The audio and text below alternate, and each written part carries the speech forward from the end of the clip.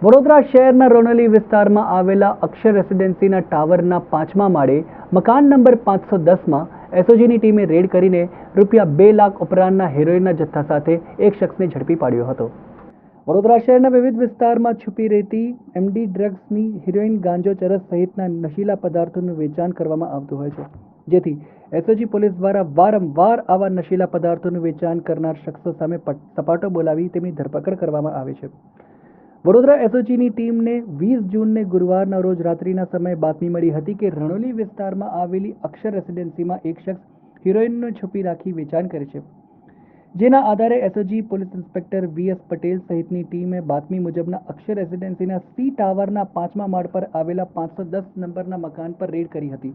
દરમિયાન તે મકાનમાંથી બચસિંગ સરદાર નામનો શખ્સ હાજર મળી આવતા એસઓજીએ તેની સાથે રાખી મકાનમાં સર્ચ કર્યું હતું।